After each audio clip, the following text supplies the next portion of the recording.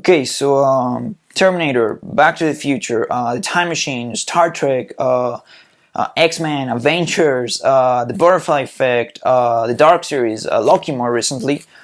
Basically, almost none of them got how time travel works right. So, good evening, my name is AJ Styles and welcome to Lectures on Time Travel. Lesson number 1, never kill your past self. Yeah, right, so do you want to know how time travel really works?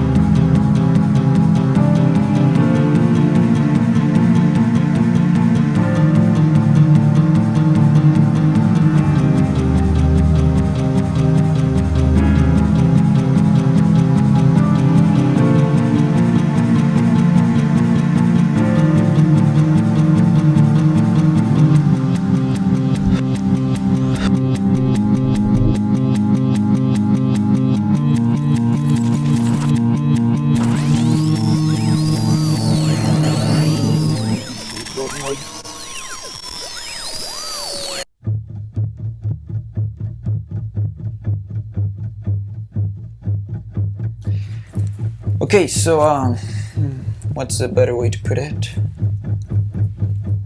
Yeah, of course, everybody knows this, right? So a line, let's suppose that our universe, where we live, it's just a line, which of course it's a oversimplification because we live in a four-dimensional, Lorentzian, self-Riemannian differential manifold. But of course, for the sake of what we're going to explain today, we can just work with this, and that's going to be fine. So let's say that we build a time machine like right over here. So what does your favorite sci-fi movie tells you? Oh, so that if you go back in time and and do things and change things, those things already happen in your experience, like already happen in your time or something like that. So let's say you want to give your past self a message saying, hey, you're going to build a time machine in the future. So he receives the message and he goes on and builds a time machine in the future, and he's like, oh, now I'm going to go to the past to give my past self the same message that I received. But why would you do that?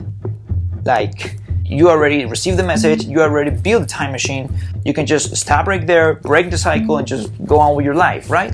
So what your movies tell you that will create a paradox, right? Like, if you don't go back in time to give yourself the message, how come that you receive the message and you build a time machine and all that stuff? But nothing forces you to do that. There's no mysterious force in the universe that's going to make you go back in time and do things as planned. There's no predestination. Nothing is meant to happen, no matter what your favorite movie tells you. So what really happens, right? So the thing that actually makes time travel even possible in our universe is that our universe turns out to be a non-Hausdorff manifold.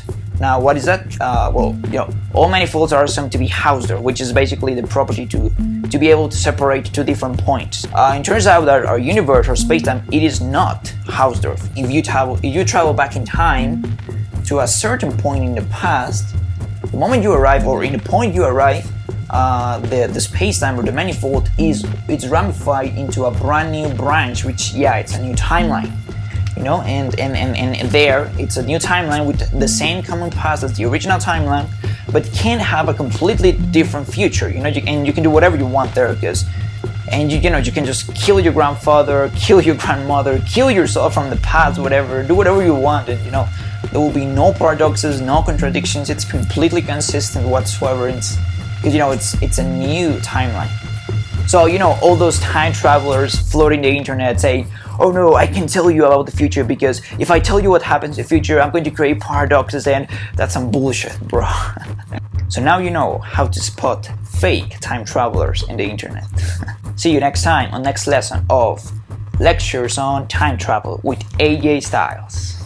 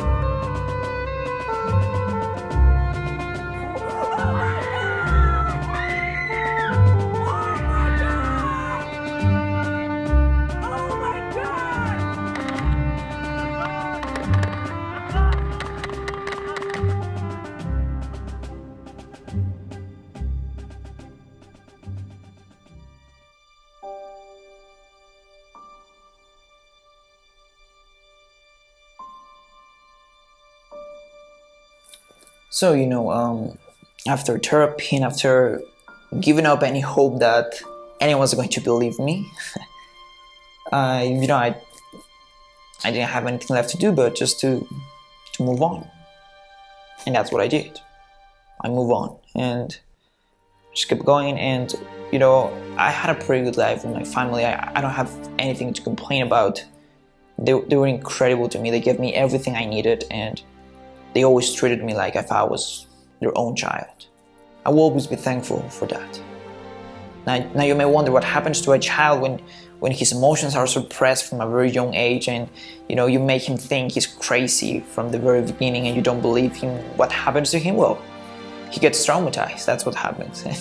And that's exactly what happened to me. And as growing up, I started to have these dreams or nightmares. I don't know if they're really nightmares. Just sometimes I used to dream with my original family, things that we used to do.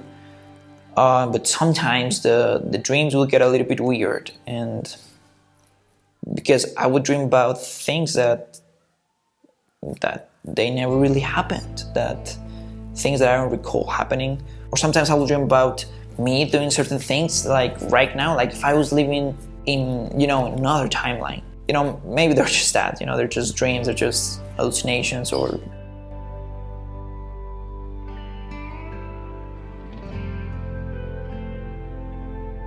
I like to think sometimes that maybe I dream about how my life would have been if I never time traveled.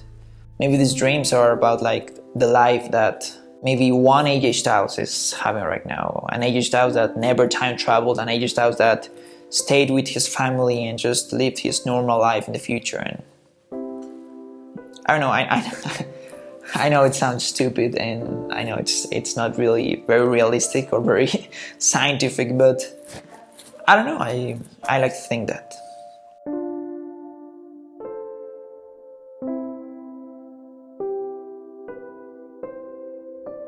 So I don't know, I kind of have the feeling that as long as I keep all these stories and with myself, I'm gonna keep the trauma in. So I want to keep all this out. I wanted to get all this out. I want to get the stories out there.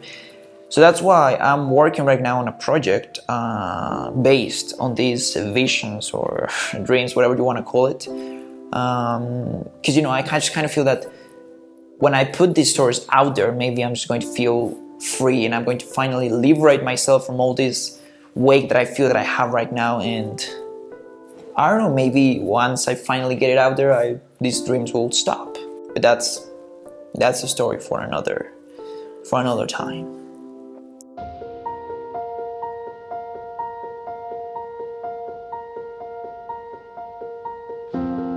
So this is called a chronograph. Basically, it's a 4-dimensional GPS. It tells you where you are and when you are. And you're gonna say, what's the difference between this and a smartwatch today that also tells you where you are and when you are? Well, technically, this thing is supposed to also allow you to time travel. But unfortunately, I haven't found out how to do that. If I knew how to do that, I probably wouldn't be here talking to you right now. I've tried to search in it, I tried to play with it, but I haven't found out really how it works. No, I haven't asked for help to anyone else because, I don't wanna break it either. So, because this is the only thing I have left. I don't wanna lose it. So, this might be my one last ticket to my time. This will be my last chance, my one only chance to one day ever see my family again. Now, how do I know all this stuff? Well, that's the question, right? So yeah, part of it I know it thanks to my dad. Many of the things that I know are thanks to that guy, to the guy that I met a few weeks ago. Time trouble.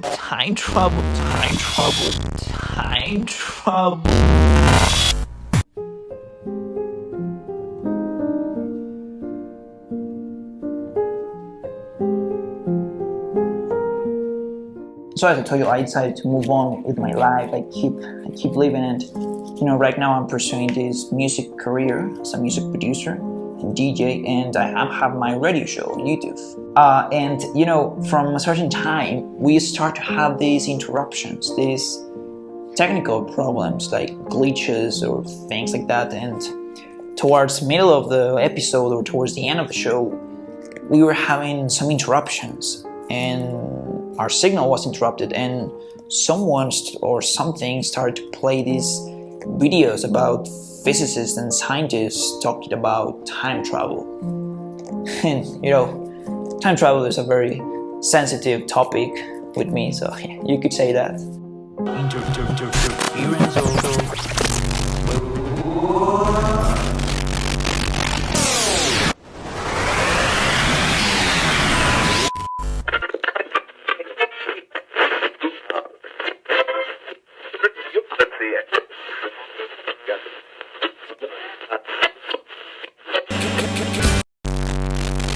Time travel gives rise to all sorts of paradoxes. For example, you can go back in time and to the point where your grandfather has not had any children yet. Time is personal to us. This is what Einstein had discovered. So at the beginning, of course, I was like, someone's trying to make fun of me, someone's trying to put a joke on me. And the first thing that came to my mind was that maybe my mom had told someone about my crazy childhood fantasy story, and you know, eventually got to someone that knew who I was, and that guy was trying to sabotage my show or to make a joke on me or something. And that's what I first thought. But you know, week after week, these interruptions kept happening, and you know, we were having all these troubles, and he was doing these things to the point that I got pissed. I got really pissed. So I decided to, you know, took social media to publicly call out this guy. Hey guys, so a new episode of Live from the Bedroom is on my YouTube channel, and if you watch it, you will realize that we are still having some major technical problems, and we know that there is someone who is trying to sabotage our show, and I know that you are watching this right now, so this is a direct message to you. I don't know who you are, I don't know what you're trying to accomplish by doing this, but just cut the shit out, man. If you have any problem with me, I'm completely open on my social media, Facebook, Twitter, Instagram, anywhere you can send me a message and we can work this thing out. But if you keep messing with my show, if you keep trying to take over my social media, we're going to find you, we're going to stop you, we're going to sue you. So this is your final warning. Stop messing with my radio show. And apparently he was watching, because that's when I got the email.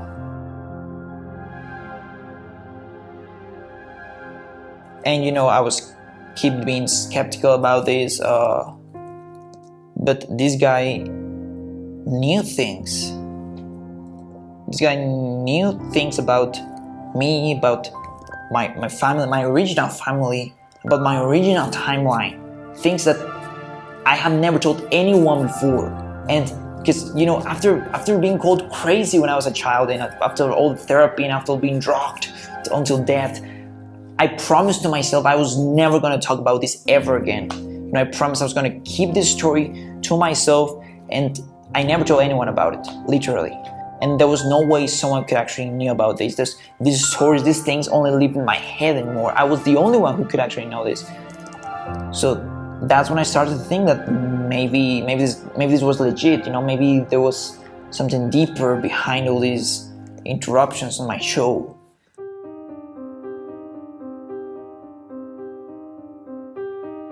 And this guy, he wanted to meet me.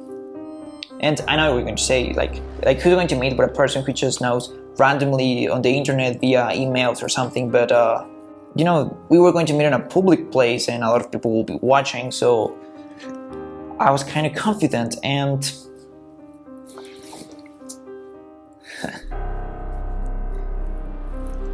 yeah, the slightest possibility, the slightest chance that maybe I could see my father again, the slightest possibility that maybe I could see my family one more time, the slightest possibility that maybe this guy was my father looking for me, trying to rescue me, trying to bring me back. That was good enough for me. You know, that was enough for me to trust this guy. As crazy as it sounds.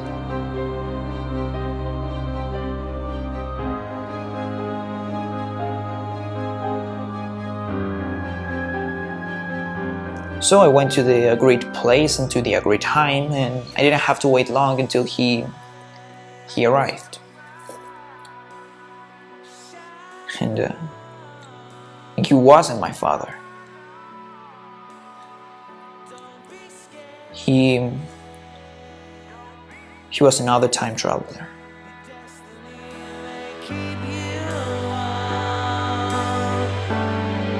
Cause all of the stars